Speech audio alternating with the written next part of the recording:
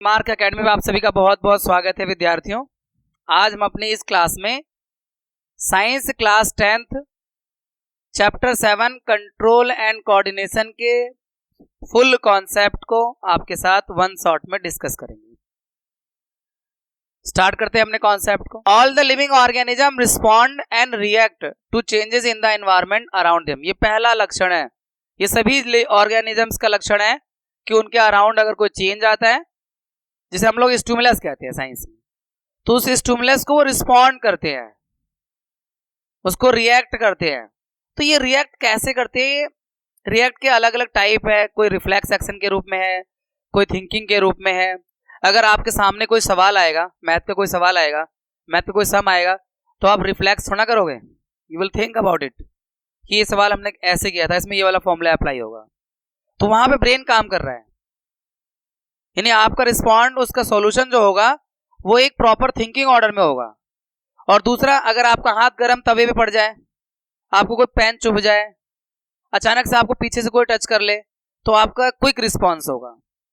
तो यानी रिस्पॉन्स दो तरह के हो गए, एक जो आप सडनली अचानक करते हैं, विदाउट थिंकिंग करते हैं, जिसे हम लोग रिफ्लेक्स एक्शन कहते हैं, और एक सवाल सामने आया, सोच रहे हैं उस बारे में कौन सा फॉर्मूला अप्लाई करें उसको सॉल्व करने के लिए। तो उसी की बात कर रहे हैं। अब ये हम तो इंसानों की बात करें, लेकिन जानवर भी अलग तरह से करते हैं। ठीक है, उनके सामने सवाल नहीं आएगा, वो सवाल तो क्या कहते हैं, काले भैंस, क्या करिए अक्षर भैंस बराबर, वो कुछ ऐसी लाइन सी है ना, वो अलग बात है। इंसानों के लिए तो ये बात ठीक है कि हाँ उनके सामने सवाल आएगा, सोचेंगे। बट ऐसा नहीं कि सिर्फ इंसान ही रिस्पॉन्ड करते हैं, प्लांट भी रिस्पॉन्ड करते हैं, एनिमल्स भी रिस्पॉन्ड करते हैं, उनके सराउंडिंग में जो चेंज आता है उसके अकॉर्डिंग।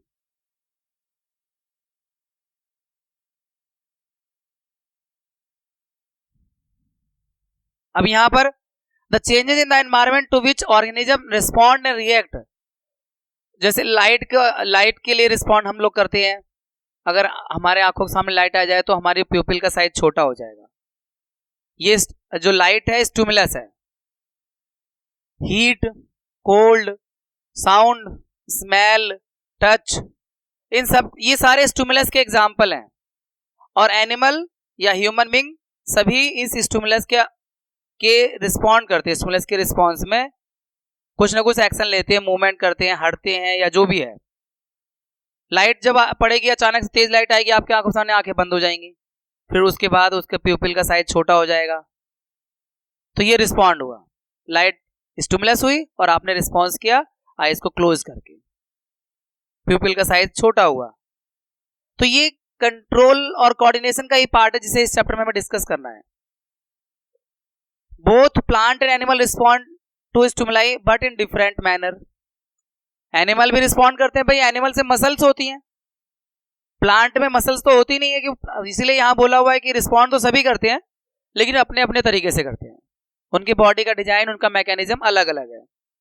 तो यहां वही बात हो रही है कि प्लांट और एनिमल स्टिमुलस के रिस्पॉन्ड करते हैं पर अलग अलग मैनर्स में।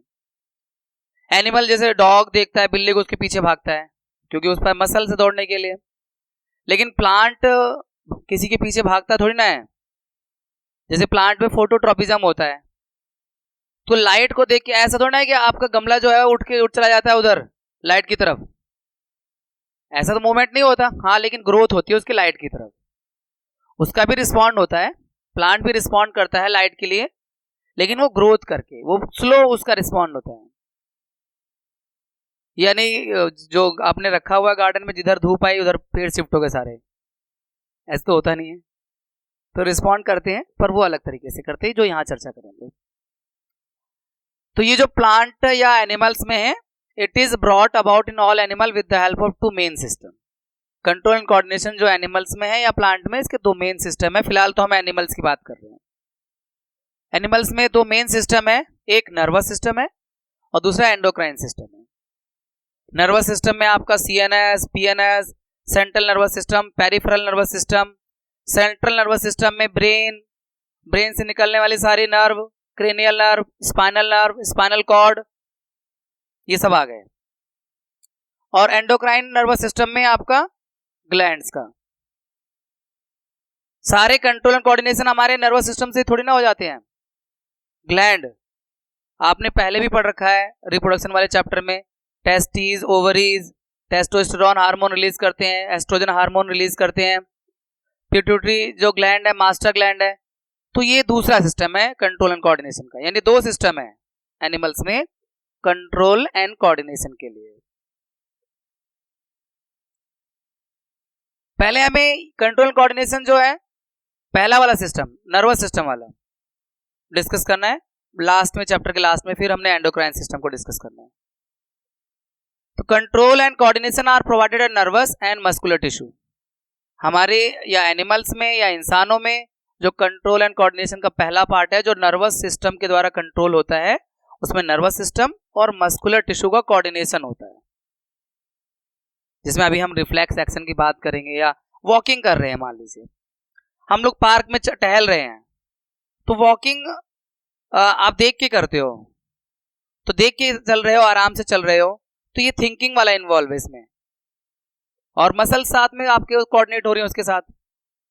अचानक से कूद पड़ते हो, वो रिफ्लेक्स एक्शन है, पर मसल्स का इन्वॉल्वमेंट वहां भी है, पर वो स्पाइनल कॉर्ड से, वहां थिंकिंग इन्वॉल्व नहीं होता, स्पाइनल कॉर्ड से ही वो कंप्लीट हो जाता है। तो control and coordination are provided by nervous and muscular tissue. Nervous tissue में is made of organized network nerve cells और न्यूरॉन्स। ये नर्व सेल्स का बना होता है जिसे हम न्यूरॉन्स भी कहते हैं, और ये स्पेशलाइज्ड होता है इंफॉर्मेशन को इलेक्ट्रिकल इंपल्स के जरिए। इलेक्ट्रिकल इंपल्स के जरिए इंफॉर्मेशन है बॉडी के वन पार्ट से दूसरे पार्ट तक पहुंचती है, और इसके लिए स्पेशलाइज्ड होता है। आपने क्लास 9 में पढ़ा हुआ है ईयर का फंक्शन, वहां भी जो साउंड है इनर ईयर में इलेक्ट्रिकल इंपल्स में कन्वर्ट होती है, फिर इलेक्ट्रिकल इंपल्स को ऑप्टिक नर्व ब्रेन तक ले जाती है, तब ब्रेन सुनता है। क्लास 10 में आपने human I and colourful word chapter पढ़ा है, वहां पे आंखों पे रेटिना है, जो रेटिना वाला पार्ट है, रेटिना पे भी ऑप्टिक नर्व है। कान में ऑडिटरी नर्व थे, तो ऑडिटरी नर्व भी इलेक्ट्रिकल इंपल्स को लेके जाते हैं ब्रेन तक। रेटिना पे ऑप्टिक नर्व है, वो भी जहां पे ब्लाइंड स्पॉट बनता है, जहां पे जंक्शन ऑफ ऑप्टिक नर्व होता है रेटिना वाले पार्ट में, तो वो जो भी हम देख रहे हैं वो इलेक्ट्रिकल सिग्नल में कन्वर्ट हो रहा है और ब्रेन तक जा रहा है ऑप्टिक नर्व के जरिए। नर्व आया ना वर्ड, तो वो भी इसी का ही पार्ट है भाई, न्यूरॉन का ही तो पार्ट है, नर्वस टिश्यू का ही तो पार्ट है। तो यहां पे वही बात बताइए कि नर्वस टिश्यू जो है ऑर्गेनाइज नेटवर्क है नर्व सेल्स या न्यूरॉन का, और जो स्पेशलाइज्ड होता है इंफॉर्मेशन को कंडक्ट करने में इलेक्ट्रिकल इंपल्स के जरिए, यानी हमारी बॉडी में लगातार करंट दौड़ रहा है, अलग अलग इलेक्ट्रिकल इंपल्स अलग अलग ऑर्गन से जा रहा है ब्रेन तक, स्पाइनल कॉर्ड तक, उसी की बात कर रहे हैं ये, वन पार्ट से अदर पार्ट तक। अब यहां पर टर्म आ गया रिसेप्टर, ये न्यूरॉन का ही पार्ट हो गया रिसेप्टर। रिसेप्टर क्या होते हैं? Receptor are specialised tip of nerve cells, nerve cell का ही पार्ट है, स्पेशलाइज्ड टिप है, यानी टिप है जहां से इंफॉर्मेशन डिटेक्ट होती है, और फिर वो रिसेप्टर हमारे सभी सेंस ऑर्गन में लोकेटेड है। डेंड्राइट हम लोग वही पढ़ेंगे, डेंड्राइट न्यूरॉन का पार्ट है, तो वहां पे इंफॉर्मेशन टच की फील होगी, डेंड्राइट पे फील होगी। और अगर स्किन की बात करते हैं तो हाँ, किसी ने टच किया तो हमारे स्किन में जो रिसेप्टर हैं डेंड्राइट जो हैं वो इसको फील करते हैं, वो आगे इलेक्ट्रिकल इंपल्स के जरिए ट्रेवल होगी सेंसरी न्यूरॉन के जरिए। तो उसी की बात करें, रिसेप्टर्स क्या होते हैं? Receptors are specialised tip of some nerve cell that detect the information from the environment, environment से इंफॉर्मेशन लेते हैं। आंखों में भी रिसेप्टर्स हैं, रेटिना पे हैं roads and cones.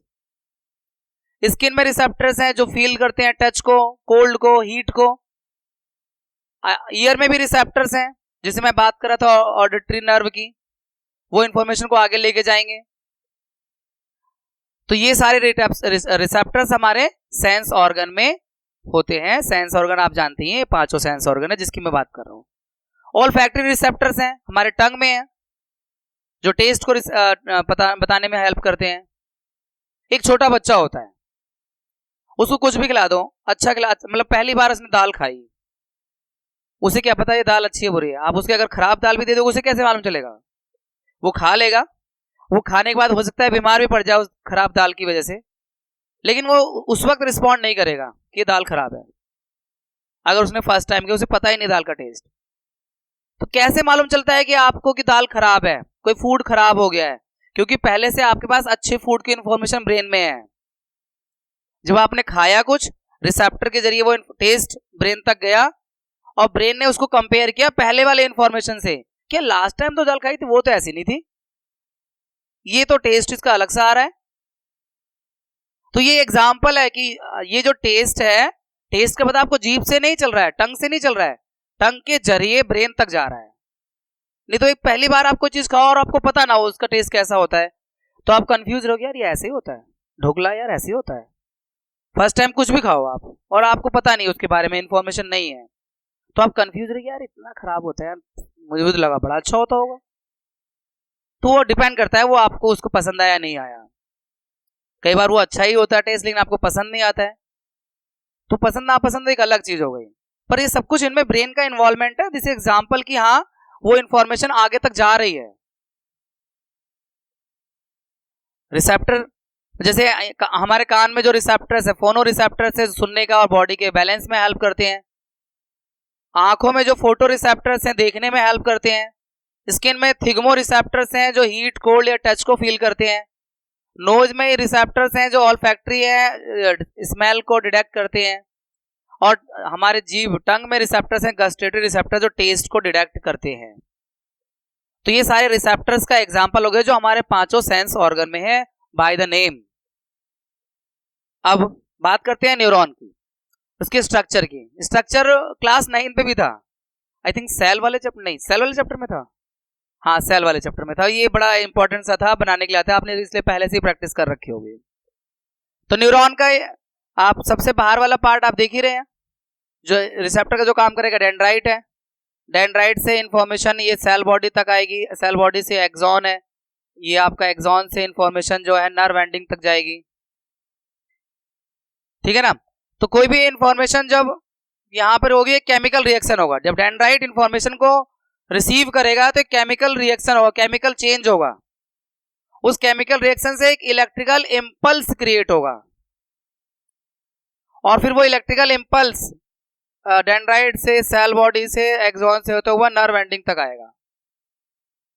Nerve ending के बाद दूसरा जो नर्व उससे कनेक्ट हो रहा होगा, उस गैप को सिनेप्स कहते हैं, उस जॉइंट को जहां पे एक नर्व दूसरे नर्व से कनेक्ट होती है। तो नर्व एंडिंग पर ये इलेक्ट्रिकल इंपल्स फिर से केमिकल सिग्नल जनरेट करेगा।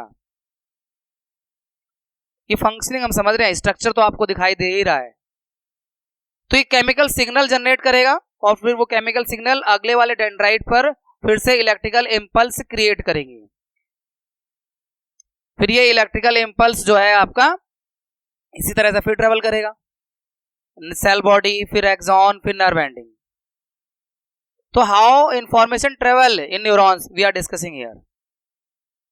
फिर से सुन लीजिए, डेंड्राइट में इंफॉर्मेशन एक्वायर होगी, जब इंफॉर्मेशन मिलेगी टच की, फील या फिर फील करना, टच करना, हीट, कोल्ड, टेस्ट, टंग के रिसेप्टर की अगर बात करें तो एक केमिकल रिएक्शन होगा, उसकी वजह से एक इलेक्ट्रिकल इंपल्स क्रिएट होगा और वो इलेक्ट्रिकल इंपल्स डेंड्राइट यहाँ सेल बॉडी से एक्सॉन, एक्सॉन से नर्व एंडिंग तक जाएगा। नर्व एंडिंग में दूसरे न्यूरॉन से जो उसका कनेक्शन होता है वो सिनेप्स कहते हैं, जंक्शन को। यह मसल्स के साथ जंक्शन होता है।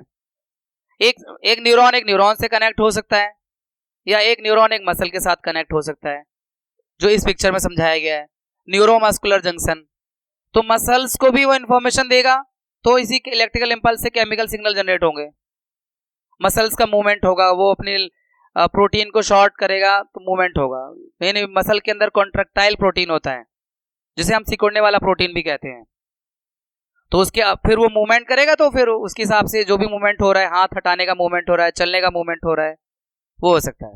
तो न्यूरॉन कैसे वर्क करता है ये हमने समझा। आगे बढ़ते हैं, पार्ट्स ऑफ न्यूरॉन। जो भाई अभी बताया था सारी चीजें वही स्लाइड में लिखी हुई हैं। डेंड्राइट से इंफॉर्मेशन एक्वायर होती है, सेल बॉडी से इंफॉर्मेशन इलेक्ट्रिकल इंपल्स करे आगे ट्रेवल करती है। एक्सॉन जो होता है लॉन्गेस्ट फाइबर होता है सेल बॉडी का, जिसे एक्सॉन कहते हैं। ये इलेक्ट्रिकल इंपल्स को डेंड्राइट से नेक्स्ट न्यूरॉन तक लेके जाता है, नेक्स्ट न्यूरॉन तक या फिर मस्कुलर तक, मसल्स तक। अगर वो न्यूरॉन लास्ट वाला है, उसके बाद मसल से उसका कनेक्शन है, तो मसल को भी लेके जाएगा वो इंफॉर्मेशन। उसका और सिनेप्स वो गैप होता है जहां पे नर्व एंडिंग, एक न्यूरॉन का नर्व एंडिंग और दूसरे न्यूरॉन का डेंड्राइट कनेक्ट होते हैं, क्योंकि डेंड्राइट दूसरे वाले का होगा, पहले वाले का नर्व एंडिंग और दूसरे वाले का डेंड्राइट, तो वो गैप जो है उसी को सिनेप्स कहते हैं। और इस सिनेप्स में ही नर्व एंडिंग पे वापस केमिकल सिग्नल जनरेट होता है, यानी केमिकल बनता है, इलेक्ट्रिकल इंपल्स केमिकल में कन्वर्ट होता है। केमिकल उस गैप को पार करता हुआ अगले डेंड्राइट तक पहुंचता है, फिर वो दोबारा से इलेक्ट्रिकल इंपल्स जनरेट हो जाता है, और वो फिर यही इसी तरह से मैकेनिज्म होता रहेगा, आगे बढ़ता रहेगा इंफॉर्मेशन। तो ये हमने समझा कि न्यूरॉन कैसे काम करता है। अब रिफ्लेक्स एक्शन, रिफ्लेक्स एक्शन क्या है? Reflex action quick sudden and immediate response of the body to a stimulus. हमारी बॉडी क्विकली, सडनली और तुरंत जो रिस्पॉन्ड करती है किसी स्टिमुलस को लेकर, उसे हम रिफ्लेक्स एक्शन कहते हैं। नी जर्क, कई बार कौन लगती, करंट सा लगता है वो, या फिर आप अपना हाथ किसी गर्म चीज पर पड़ता है अचानक से हटा लेते हैं, और क्लास में तो बच्चों शरारतें करते हैं, आपके पीछे पेन रख देते हैं, जब आप बैठते हैं एकदम उछल पड़ते हैं। तो ये वाले इवेंट तो लगभग क्लास में आपके साथ नहीं हुआ होगा, ठीक है, लेकिन आपके किसी साथी के साथ जरूर हुआ होगा क्लास में कभी ना कभी। तो ये आपका रिफ्लेक्स एक्शन होता है। अब ये रिफ्लेक्स एक्शन एक रिफ्लेक्स आर्क के जरिए कंप्लीट होता है। रिफ्लेक्स आर्क क्या है? रिफ्लेक्स आर्क वो पाथ है जिससे ये जो आपका रिस्पॉन्स है ये ट्रेवल करता है, कंप्लीट होता है उसका रिफ्लेक्स एक्शन। तो स्टिमुलस आएगा, स्टिमुलस कुछ भी हो सकता है। The pathway through which nerve impulse pass during reflex action is called reflex arc. ये रिफ्लेक्स आर्क की डिफाइन सी हो गई है, इसे बना के लिख दिए, जरूर नहीं डिट्टो यही लिखो। रिफ्लेक्स वो रिफ्लेक्स आर्क वो पाथ है जिससे ये जो आपका रिफ्लेक्स एक्शन कंप्लीट होता है। वो आर्क मैंने बनाने का यहाँ प्रयास किया भी है। पहले स्टिमुलस होगा, स्टिमुलस हमारे रिसेप्टर के द्वारा स्किन में, मान लो अगर स्किन का एग्जांपल ले तो आप किसी का एग्जांपल टंग का ले सकते हो, स्किन का ले सकते हो, तो वो रिसेप्टर से उसको स्टिमुलस को महसूस करेगा, हीट को, कोल्ड को, टच को, फिर वो वहां से इंफॉर्मेशन को इलेक्ट्रिकल सिग्नल के जरिए, जो हमने पीछे समझा वहां पर इलेक्ट्रिकल इंपल्स क्रिएट होगा, वो स्पाइनल कॉर्ड तक जाएगा, फिर स्पाइनल कॉर्ड से ब्रेन तक जाएगा।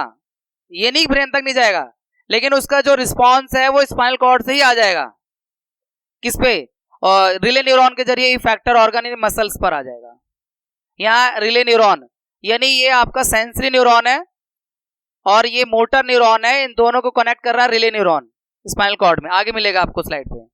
तो रिले न्यूरॉन के जरिए ये जो है मैसेज आ जाएगा इफेक्ट मसल्स तक, और मसल्स रिस्पॉन्ड करेगा हाथ को हटाकर। तो ये जो पूरा आर्क बन रहा है, दिस इज रिफ्लेक्स आर्क। और अब इससे आगे बढ़ते हैं रिफ्लेक्स आर्क से। यहां पे उसी बात का जिक्र कर रहे हैं जिसका मैंने आपसे भी जिक्र किया है। How reflex action is completed. Receptor से सेंसरी न्यूरॉन से इंफॉर्मेशन रिले न्यूरॉन को आया, रिले न्यूरॉन से मोटर न्यूरॉन को, और मोटर न्यूरॉन से मसल्स को या इफेक्टर को। तो इस तरह से आपका रिफ्लेक्स एक्शन पूरा हो जाता है। हाथ को आप हटा लेते हैं उस जगह से जहां पर आपको गर्म महसूस हुआ। रिस्पॉन्स क्या है? रिस्पॉन्स तो आपने देख लिया कि हम हाथ को हटा रहे हैं, रिस्पॉन्स है। आंखें बंद हो जाती हैं, रिस्पॉन्स है। स्टिमुलस को देखकर जो हमारी बॉडी एक्ट करती है वो रिस्पॉन्स है। अब वो रिस्पॉन्स तीन तरह के बता रहे हैं यहां पर। एक वॉलंटरी, जैसे मैंने आपको स्टार्टिंग बताया कि आपके सामने सवाल आएगा तो उसमें वॉलंटरी रिस्पॉन्स होगा। ऐसा थोड़ा हो कि आप सवाल को फाड़ के फेंक देंगे बिना सोचे समझे। तो वॉलंटरी रिस्पॉन्स होगा जो फोरब्रेन से कंट्रोल होगा। आप लिखकर उसका आंसर देने का प्रयास करेंगे।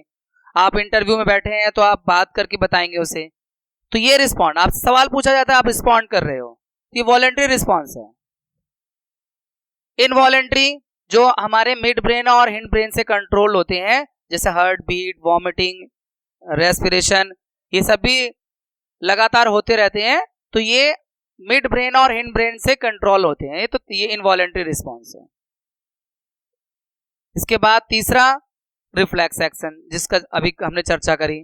तो रिफ्लेक्स एक्शन आपको पता है स्पाइनल कॉर्ड से कंट्रोल होता है और फिर हम उसके रिफ्लेक्स एक्शन में हमारा रिजल्ट ये होता है कि अगर हमने कहीं पर गर्म वस्तु पे अपना हाथ रख दिया है हॉट ऑब्जेक्ट पे, तो हटा लेते हैं। तो इस तरह से रिस्पॉन्ड 3 तरह का है। वॉलंटरी, जब आप सोच समझ के करते हैं। इनवॉलंटरी, जो ब्रेन के मिड ब्रेन और हिंड ब्रेन से कंट्रोल हो रहा है। वॉमिटिंग, सलाइवेशन, रेस्पिरेशन आदि आदि, डाइजेशन वगैरह चल रहा है, उसमें हमारा कोई कंट्रोल नहीं है, वो चलता रहेगा। बॉडी को आपने खाना भेज दिया, अब उसका काम है अपने पचाता रहेगा, बताने की जरूरत नहीं है। सिस्टम सही चल रहा है तो अपना काम करता रहेगा। तो वो आपका इनवॉलंटरी रिस्पॉन्स हो गया। अब ये थोड़ी ना होता है कि खाना आपने डाल दिया पेट में, अब उसको बोलोगे ओए 50 शुरू कर, आगे भी खाना है, शाम को पार्टी में जाना है, जल्दी से डाइजेस्ट कर। आप कहो या ना कहो, वो तो डाइजेस्ट करेगा ही करेगा।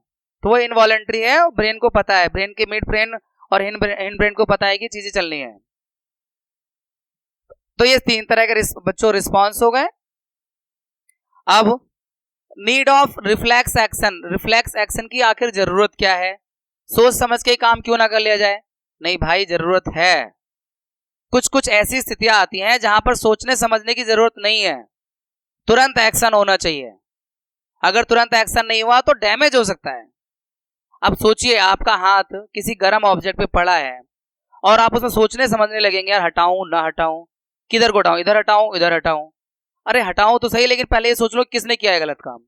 यहाँ पे गर्म तवा आखिर रखा किसने? इतना सारा सोचोगे। सोचना तो बहुत कॉम्प्लेक्स एक्टिविटी है, थिंकिंग एक कॉम्प्लेक्स एक्टिविटी है, तब तक तो आपका आधा हाथ जा चुका होगा। अब किसी का अगर रिफ्लेक्स एक्शन नहीं है तो उसके साथ यही होगा। तो रिफ्लेक्स एक्शन की जरूरत होती है, इसी की चर्चा कर रहे हैं। In some situation such as touching hot object, pinching etcetera, we need quick act quick, otherwise our body would be harmed. Here response is generated from spinal cord instead of brain. क्योंकि brain था, अगर brain को decide करना होगा तो पता नहीं क्या क्या सोचेगा वो, इसलिए ब्रेन से नहीं होता रिफ्लेक्स एक्शन कंप्लीट। ब्रेन तो फिर सोचने लगेगा। सोचने का हर आदमी का एंगल अलग अलग होता है। एक बच्चा उसी सवाल को 1 मिनट में करता है, दूसरा उसको 3 मिनट में करता है, तो वो अपने तरीके सोचता है ना, दोनों सही करते हैं। तो thinking is a complex activity, इसलिए यहाँ रिफ्लेक्स एक्शन में थिंकिंग इन्वॉल्व नहीं होती। और रिफ्लेक्स एक्शन इसलिए जरूरी है कि कुछ इमरजेंसी सिचुएशन होती हैं जानवरों में, एनिमल्स में, उनका ये जो स्पाइनल कॉर्ड है और इनका रिफ्लेक्स एक्शन वाली जो है वो है ना कैपेबिलिटी ज्यादा डेवलप होती है, वो बहुत तेजी से रिस्पॉन्ड करते हैं, इसलिए सरवाइव करते हैं। नहीं तो इंसान जैसा जानवर, इंसान रूपी जानवर उनको छोड़ेगा ही नहीं। भाई सांप के पास कोई जाए लाठी लेके और सांप रिस्पॉन्ड नहीं करेगा? तुरंत करेगा, वो भाग लेगा, तो वो कुछ ना कुछ करेगा अपनी जान को बचाने के लिए। उसके पास इतना दिमाग नहीं है कि वो मतलब आदमी को चकमा देगा। उसे अपनी जान बचानी है, कैसे बचानी है उसे देखना है, तो वो रिफ्लेक्स एक्शन है उसका। ब्रेन होता तो फिर वो तो छिप जाता, कुछ और करता, कहता नहीं नहीं मैं आपको काटने नहीं आया हूं, मैं तो ऐसे इधर टहल वॉक, मॉर्निंग वॉक पे आया था। अगर उसके पास ब्रेन होता तो सांप ऐसे भी बनाता इंसानों को। वो तो शुक्र है नहीं है, एनिमल्स के पास दिमाग उतना नहीं है, डेवलप नहीं है, उनका स्पाइनल कॉर्ड डेवलप होता है। प्रकृति ने दिमाग का विकास इंसानों को दिया हुआ है, इसलिए इंसान सभी एनिमल्स पे पूरी पृथ्वी पर रूल कर रहे हैं। अगर यही दिमाग अगर इंसान की जितना दिमाग अगर हाथी में आ जाए या किसी जानवर में आ जाए, फिर वो रूल करने लगेंगे। इसीलिए तो ये जरूरत पड़ती है रिफ्लेक्स एक्शन की। एनिमल्स में तो कुछ ज्यादा ही जरूरत पड़ती है, प्लांट्स में तो कुछ ज्यादा ही जरूरत पड़ती है। आइए अब ह्यूमन नर्वस सिस्टम को समझ लेते हैं। ह्यूमन नर्वस सिस्टम हमारा जो है सेंट्रल नर्वस सिस्टम सीएनएस और पीएनएस पेरिफेरल नर्वस सिस्टम से बना हुआ है। सीएनएस में ब्रेन और स्पाइनल कॉर्ड आते हैं, और पेरिफेरल नर्वस सिस्टम में आपका क्रेनियल नर्व्स जो ब्रेन से निकलती हैं उन्हें क्रेनियल नर्व्स कहते हैं, जो स्पाइनल कॉर्ड से निकलती हैं उसे स्पाइनल नर्व्स कहते हैं। ये आपका पूरा स्ट्रक्चर हो गया, फ्लो चार्ट हो गया ह्यूमन नर्वस सिस्टम का। अब बात करते हैं ह्यूमन ब्रेन की। बात कर ली हमने रिफ्लेक्स एक्शन, एक पार्ट पूरा हो गया है, रिफ्लेक्स एक्शन वाला पार्ट पूरा हो गया। इस चैप्टर को आप 3 पार्ट में डिवाइड कर सकते हो बेसिकली, एक रिफ्लेक्स एक्शन वाला पार्ट, एक ब्रेन वाला पार्ट, फिर एक हार्मोन वाला पार्ट। तो ह्यूमन ब्रेन जो है मेन कोऑर्डिनेटिंग सेंटर है, इसके 3 मेन पार्ट है, फोर ब्रेन यानी आगे वाला पार्ट, मिड ब्रेन बीच वाला और हिंड ब्रेन पीछे वाला ब्रेन। हम फोर ब्रेन की अगर बात करें तो it is most complex and specialised part of brain, ये सबसे ज्यादा कॉम्प्लेक्स और स्पेशलाइज्ड पार्ट है। इसमें सेरिब्रम होता है, ये आपका सेरिब्रम है। इसका जो फंक्शन है सोचने का, थिंकिंग करने का काम करता है ये वॉलेंटरी एक्शन जो है उन्हें कंट्रोल करता है। हमारे इस मेमोरी जो होती है इसी में स्टोर होती है। और it receives sensory impulse from various part of body and integrated, जो मैसेज आते हैं जिसको रिस्पॉन्ड करना होता है सोच समझकर, जो सवाल को सॉल्व करना है या कुछ और किसी चीज विचार करना है तो फोर ब्रेन में ही चल रहा होता है। सेंटर एसोसिएटेड, भूख का केंद्र भी इसी में ही है, देखने का सेंटर भी इसी में ही है, सुनने का सेंटर भी इसी में ही है, ये सब फोर ब्रेन में होते हैं। ये फोर ब्रेन के बेसिकली 7-8 फंक्शन हो गए आपको जो याद रखने हैं। इसके बाद आ जाते हैं मिड ब्रेन, कंट्रोल करता है इनवॉलेंटरी एक्शन, जैसे कि प्यूपिल का साइज, लाइट तेज होती है तो प्यूपिल का साइज छोटा हो जाता है, आंखों में जो है कम होती है तो बड़ा हो जाता है, तो यह आपका मिड ब्रेन कंट्रोल करता है। रिफ्लेक्स मूवमेंट, जैसे हेड का, नेक का, ट्रंक का, ये ऊपर वाले मूवमेंट जो अपर बॉडी मूवमेंट, ये भी मिड ब्रेन से कंट्रोल हो रहे हैं। इसके बाद हिंड ब्रेन के 3 पार्ट है, बेसिकली 3 पार्ट है जो हमारे इस कंटेंट सिलेबस के हिसाब से है, क्लास 10th के हिसाब से है, डॉक्टरी नहीं कर रहे हम लोग ब्रेन की अभी, तो ये नहीं, बस बेसिक जानकारी ले रहे हैं कंट्रोल एंड कोऑर्डिनेशन वाले चैप्टर की। तो ब्रेन के 3 पार्ट है, सेरिबलम, बेसिकली मेडुला और पोन्स। सेरिबलम जो है बैलेंस और पोस्चर, साइकिलिंग करते हैं आप, बैलेंस बनाते हैं, चेयर पे बैठते हैं तो प्रॉपर सिटिंग पोस्चर में बैठते हैं, तो ये सेरिबलम का काम है। प्रिसिशन ऑफ वॉलेंटरी एक्शन, यानी पेन को ठीक से पिक करना, पेन चला पाना, बच्चे लिख पाते हैं तो बच्चों को लिखना, ये सारी चीजें ना ये सेरिबलम से कंट्रोल हो रही हैं। मेडुला जो है इनवॉलेंटरी एक्शन जैसे कि ब्लड प्रेशर, सलाइवेशन, वॉमिटिंग, उसको कंट्रोल करता है। और पोन्स जो है इनवॉलेंटरी एक्शन जैसे रेगुलेशन और रेस्पिरेशन, हमारे रेस्पिरेशन ठीक से चलता रहा उसको रेगुलेट करने का काम पोन्स कर रहा है। तो ये हिंड ब्रेन के 3 बेसिक पार्ट हो गए जिनका आपको यहाँ फंक्शन समझाया गया है। अब ये ब्रेन या स्पाइनल कॉर्ड का प्रोटेक्शन कैसे होता है, तो ये बहुत इजी है। ब्रेन आपके पास खोपड़ी है ही, आप जानते ही हो। Brain is protected by fluid filled balloon which act as a shock absorber and is enclosed in cranium, skull या ब्रेन बॉक्स। यानी दो लेवल है ब्रेन की सुरक्षा के लिए। ब्रेन के जो सारे न्यूरॉन्स हैं वो एक बलून लाइक स्ट्रक्चर में है जिसमें फ्लूइड भरा हुआ है, जो कि शॉक को एब्जॉर्ब करने का काम करता है, झटकों को सहने का काम करता है। मतलब फ्लूइड्स का फायदा ये होता है कि न्यूरॉन्स को डैमेज नहीं होता। तो ये एक मैकेनिज्म है नेचर का, प्रकृति का अपना एक तरीका है ब्रेन को सुरक्षा देने का। और दूसरा ऊपर से जो बॉक्स बना हुआ है, खोपड़ी जो है वो आपको हीट से, कोल्ड से, गर्म हवाओं से, ठंडी हवाओं से, इन सब चीजों से प्रोटेक्ट करती है ब्रेन को, न्यूरॉन्स को। तो ये ब्रेन का आपका प्रोटेक्शन वाला मैकेनिज्म हो गया। स्पाइनल कॉर्ड में आपको पता है बोनी स्ट्रक्चर होता है। स्पाइनल कॉर्ड जो है ये वर्टिब्रल कॉलम, हमारी जो रीढ़ की हड्डी है वो स्पाइनल कॉर्ड को प्रोटेक्ट करती है।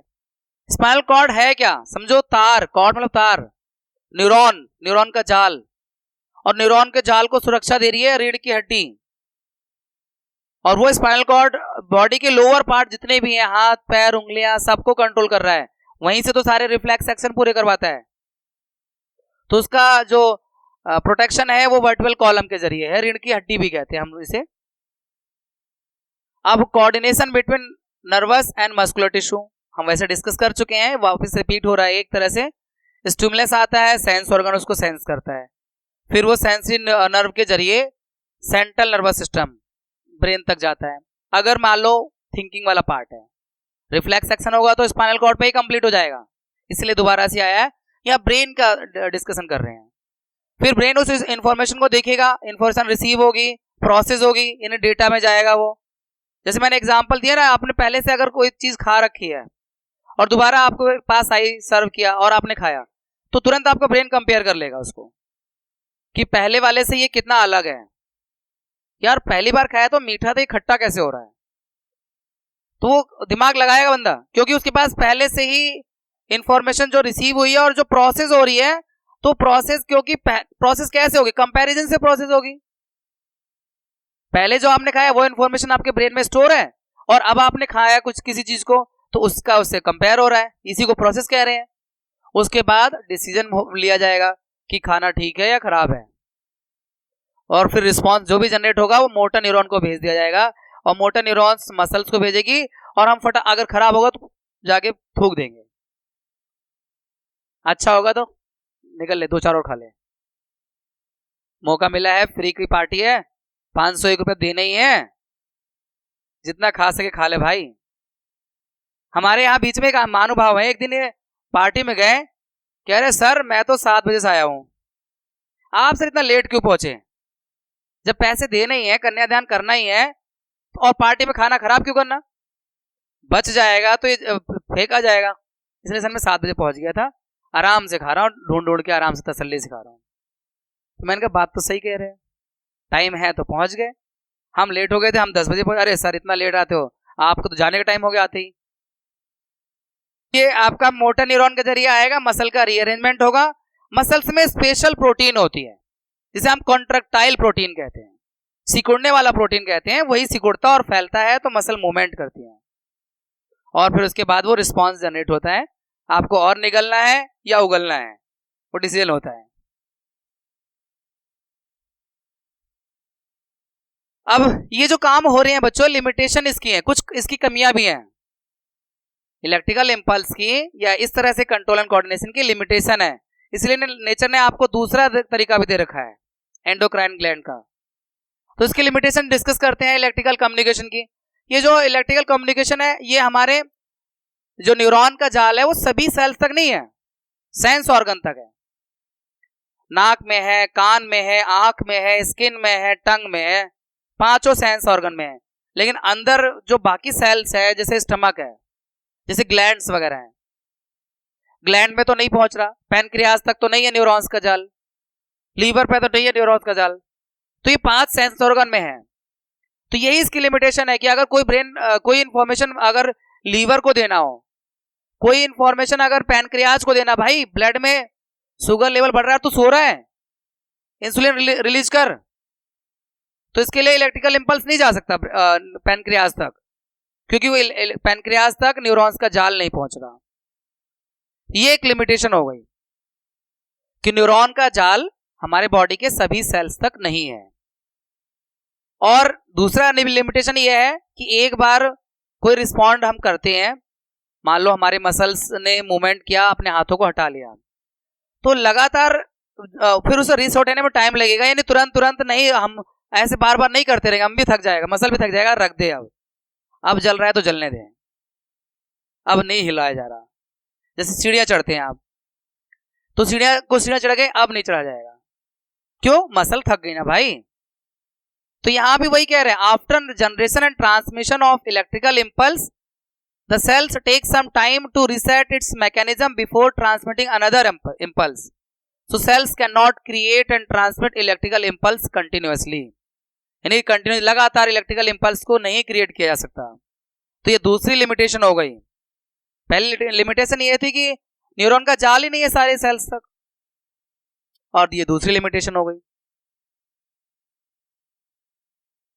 और तीसरी लिमिटेशन, ये प्लांट में नर्वस सिस्टम ही नहीं है, तो प्लांट में काम ही नहीं करेगा, प्लांट में मसल्स ही नहीं है। प्लांट में मसल सोचे तो सोचे कैसा होता, आम का पेड़ कहता है नींबू देख, नींबू के पेड़ से अड्डल चल हट रास्ते से, आपस में कैसे दिखाते एक दूसरे को मसल्स, कितने पेड़ होते हैं। नींबू कहता ज्यादा मत बन, अभी मैं आ गया ना अपने कांटे लेके, तो तेरी मसल्स सारी गायब हो जाएंगी। खैर, तो इसीलिए to overcome the limitation of electrical communication there is chemical communication in plants and animals. तो केमिकल कम्युनिकेशन इसलिए आया क्योंकि इलेक्ट्रिकल इंपल्स के कुछ लिमिटेशंस थे, कमियां थी। अब जैसे प्लांट में जो केमिकल कम्युनिकेशन होता है बच्चों, उसमें आपका मूवमेंट इन प्लांट 2 तरह का हो जाता है, यानी कोऑर्डिनेशन का ही वो हिस्सा है केमिकल कम्युनिकेशन। पहला, जैसे प्लांट में इंडिपेंडेंट मूवमेंट जो होता है, एक तो ग्रोथ से इंडिपेंडेंट होता है, दूसरा ग्रोथ पर मूवमेंट, यानी प्लांट भी मूवमेंट करता है,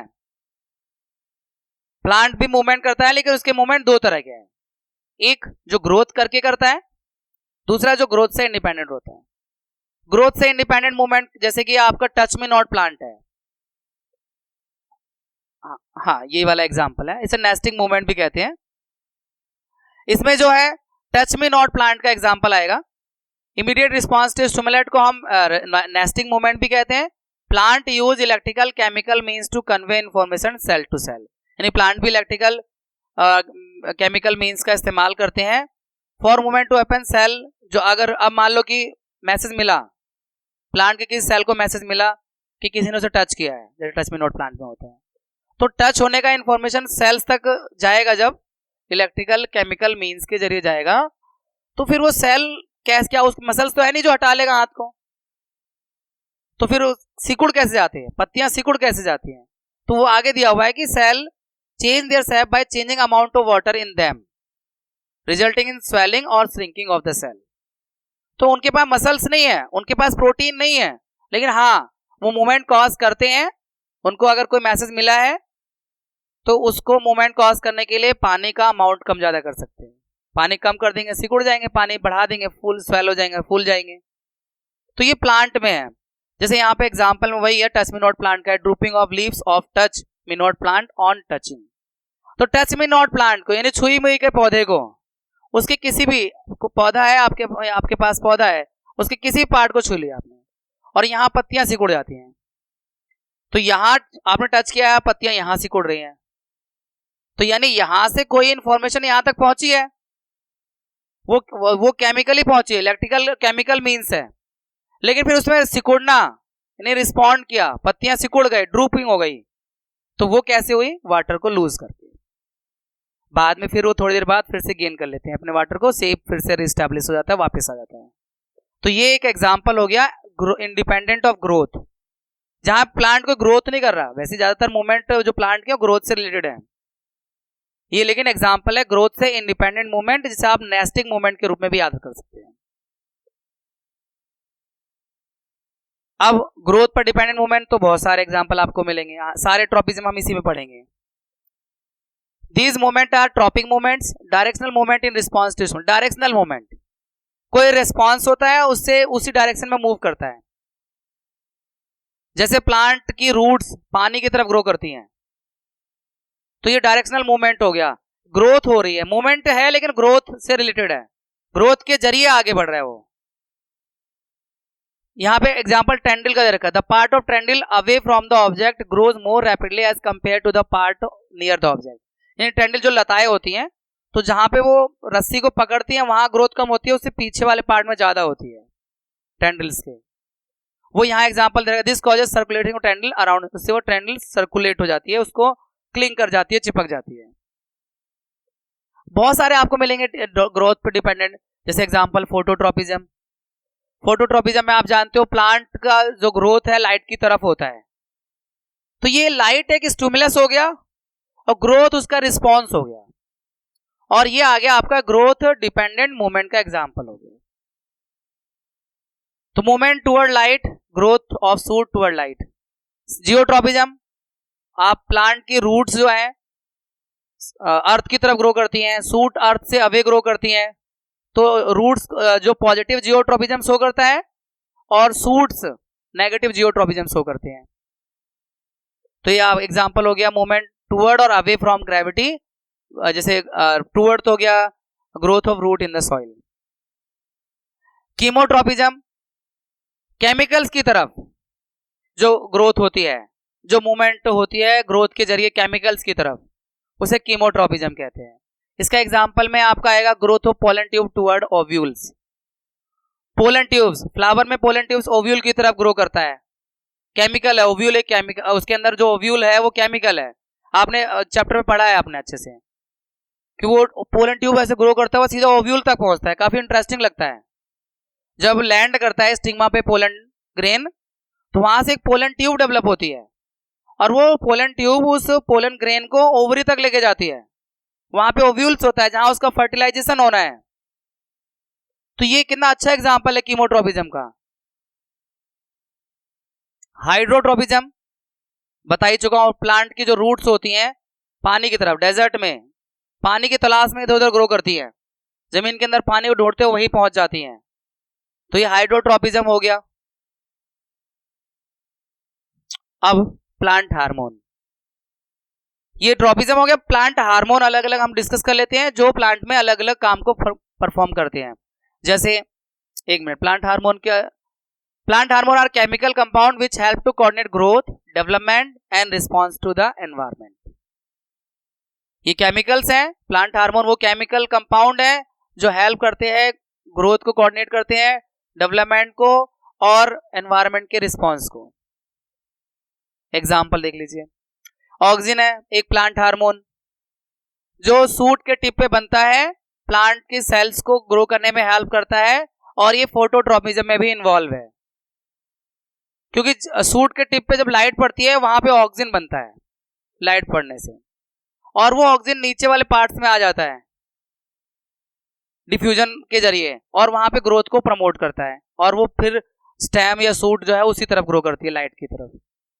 तो ये ऑक्सिन का रोल हो गया।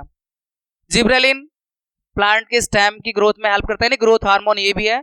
साइटोकाइनिन सेल डिवीजन को प्रमोट करता है, बेसिकली ये फ्रूट्स और सीड्स में ज्यादा पाया जाता है। सेल डिवीजन बहुत फास्ट होगा, इसलिए जो उसका फ्रूट का जो पल्प है वो सेल डिवीजन के जरिए बहुत सारा बन जाता है, आम का है या किसी भी फ्रूट का है, तो वो सेल डिवीजन को प्रमोट कर रहा है यहाँ पे साइटोकाइनिन। और फिर लास्ट में है एब्सिसिक एसिड जो ग्रोथ को रोकता है। ये तीनों ऊपर वाले ग्रोथ को प्रमोट कर रहे हैं किसी न किसी वे में, और चौथा वाला ग्रोथ को रोकने वाला है जिससे पत्तियां गिरती हैं, या इसे स्ट्रेस हार्मोन के नाम से भी जानते हैं। तो एक टाइम ऐसा भी आता है जो प्लांट्स को अपनी ये पत्तियों को गिराना पड़ता है, पतझड़ का मौसम आता है, ऑटम है ना, ऑटम होता है ना पतझड़, तो उसमें लीव्स का विल्टिंग होता है, तो इस एब्सिसिक एसिड के जरिए होता है, ग्रोथ इनहिबिटर है। तो याद रखिएगा चारों हार्मोन्स के नाम, उनके काम। अब एनिमल्स में हार्मोन की अगर हम बात करते हैं, वो भी वही केमिकल सब्सटेंस जो कोऑर्डिनेशन में हेल्प करेंगे, प्लांट की एनिमल्स की ग्रोथ में हेल्प करेंगे, कोऑर्डिनेशन में हेल्प करेंगे, और ये एंडोक्राइन ग्लैंड्स से रिलीज होते हैं। एंडोक्राइन ग्लैंड्स क्या होती है? These glands secrete their produce यानी हार्मोन्स इनटू द ब्लड, यानी एंडोक्राइन ग्लैंड्स अपने सीक्रेशंस को, अपने प्रोड्यूस को डायरेक्टली ब्लड में रिलीज करती हैं और ब्लड के जरिए वो अपने टारगेट साइट तक पहुंच जाता है। तो ये एंडोक्राइन ग्लैंड्स हैं। एक एक करके एग्जांपल देख लीजिए एंडोक्राइन ग्लैंड्स का। जैसे thyroxine hormone thyroid gland release करती है, इसका लोकेशन जो है नेक थ्रोट रीजन में है, और इसका काम होता है regulation of metabolism of carbohydrate, fat और प्रोटीन के मेटाबॉलिज्म में हेल्प करता है, ये थायरॉक्सिन का काम है। और पिट्यूटरी ग्लैंड जो है ग्रोथ हार्मोन रिलीज करती है, उसका लोकेशन मिड ब्रेन है और ये रेगुलेट करता है ग्रोथ को। इसके अलावा ये मास्टर ग्लैंड भी है जो बाकी ग्लैंड्स को कब काम स्टार्ट करना है, टेस्टिस को अपना काम स्टार्ट करना है, ओवरीज को अपना काम स्टार्ट करना है, तो इससे मैसेज आ जाता है जब प्यूबर्टी स्टार्ट होती है इंसानों में। इसके अलावा एड्रिनल ग्लैंड है जो एड्रिनलिन हार्मोन रिलीज करता है, और ये किडनी के ऊपर इसकी लोकेशन है दोनों ग्लैंड की। और ये आपको पता ही है, एड्रिनलिन हार्मोन जब रिलीज होता है तो हार्ट बीट इंक्रीज हो जाती है, ब्लड की सप्लाई मसल्स को बढ़ा दी जाती है, स्टमक में और फेस पे कम कर दी जाती है, क्योंकि एक तरह से उस वक्त ये बॉडी को प्रिपेयर करता है वहां से बचने में, भागने में, लड़ने में। धड़कनें तेज हो जाती हैं जब आप डर हो, जंगल हो, आधी रात हो, लगने लगा हो डर, उसके बाद ये हार्मोन रिलीज होगा। ये हार्मोन, गाना पूरा मत करो, मैं ये बता रहा था कि ये उस वक्त जब जंगल है, आधी रात है, डर लग रहा है आपको, तो ये हार्मोन रिलीज होगा, आपके पैर अपने आप ही भागने लगेंगे, आपको पता भी नहीं चलेगा आपने 2 किलोमीटर का सफर कैसे कर लिया 10 मिनट 5 मिनट में।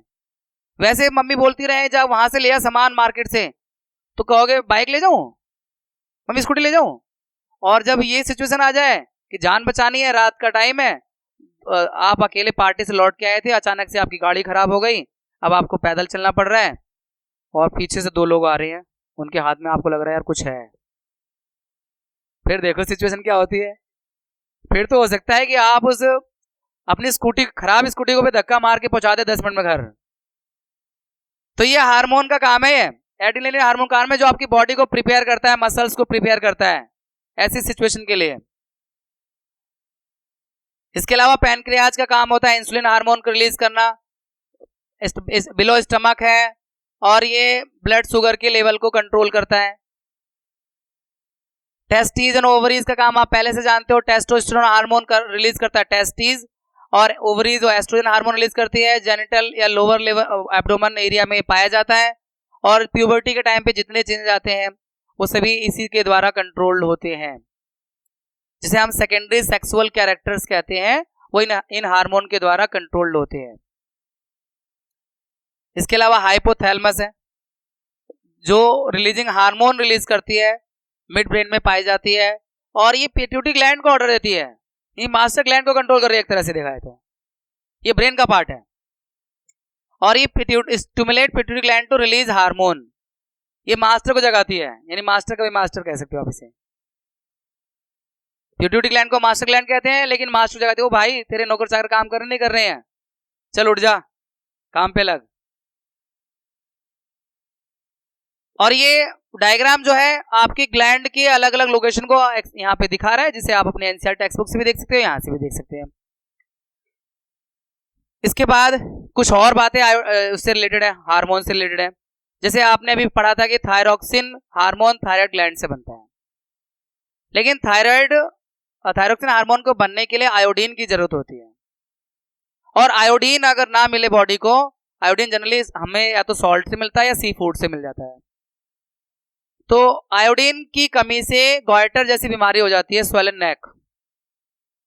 तो ये आयोडीन जो है थायरॉक्सिन हार्मोन को बनने के लिए आवश्यक है, जो यहां एक्सप्लेन किया गया है। डायबिटीज ये एक समस्या है, बहुत ज्यादा समस्या है। शुगर का लेवल बढ़ जाता है, कैसे बढ़ जाता है? पैनक्रियाज अपना काम करना बंद कर देती है। तो यहां पर due to deficiency of insulin hormone, pancreas जो इंसुलिन हार्मोन कम करता है, तो उससे शुगर का लेवल बढ़ जाता है, क्योंकि पैनक्रियाज ही नहीं आ रहा है तो वो शुगर का लेवल मेंटेन नहीं हो पा रहा, तो उसके लिए आपको इंसुलिन का इंजेक्शन लेना पड़ेगा डायबिटीज के केस में। और ये जो हार्मोन का कब रिलीज करना है और कब इसका रिलीज बंद करना है, ये भी तो ग्लैंड को पता चलना चाहिए। तो उसके लिए मतलब पैनक्रियाज को कब अपना इंसुलिन हार्मोन रिलीज करना शुरू करना है और कब उसे स्टॉप करना है, उसको जानने के लिए उसके पास एक फीडबैक मैकेनिज्म होता है। यानी ब्लड के अंदर कुछ सेल्स होती हैं जो इस बात को पता लगाती हैं कि ब्लड में शुगर का लेवल कहां पर है, ज्यादा हो रहा है या कम हो रहा है। ज्यादा हो रहा है तो ये मैसेज इसको पैनक्रियाज को मिल जाएगा, इसी को फीडबैक मैकेनिज्म कह रहे हैं। और फिर पैनक्रियाज अपना इंसुलिन हार्मोन रिलीज करना शुरू कर देगा ब्लड में, और वो फिर ब्लड का जो लेवल है, शुगर का जो लेवल है ब्लड में, वो मेंटेन हो जाएगा। फिर वही सेल्स इस बात को डिटेक्ट कर लेंगी कि हाँ अब ब्लड में शुगर का लेवल अब कम हो गया, अब हार्मोन को बंद हो जाना चाहिए रिलीज करना, तो पैनक्रियाज अपना काम बंद कर देगा। तो इसी को हम फीडबैक मैकेनिज्म कहते हैं। द एक्सेस और deficiency of hormone has a harmful effect on our body. हम अगर हार्मोन ज्यादा है या कम है, दोनों का हमारे बॉडी पे हार्मफुल इफेक्ट है। इसलिए फीडबैक मैकेनिज्म जो है इंश्योर करता है कि हार्मोन सही टाइम पे और सही मात्रा में रिलीज होने चाहिए। इसके लिए फीडबैक मैकेनिज्म है, जैसे एग्जांपल में यहां दे रखा है, शुगर लेवल ब्लड में राइज करता है तो पैनक्रियाज की सेल्स होती हैं उसको डिटेक्ट करती हैं, तो वो इंसुलिन बनाना शुरू करता है। और फिर जब ब्लड शुगर लेवल जो है कम हो जाता है तो वापस वो मैसेज देती हैं कि भैया अब लेवल कम हो गया है, तो वो हार्मोन बनना कम हो जाता है। इस तरह से आपका ये फीडबैक मैकेनिज्म काम करता है। और एक और शानदार चैप्टर आपका कंप्लीट होता है। Have a happy learning, take care.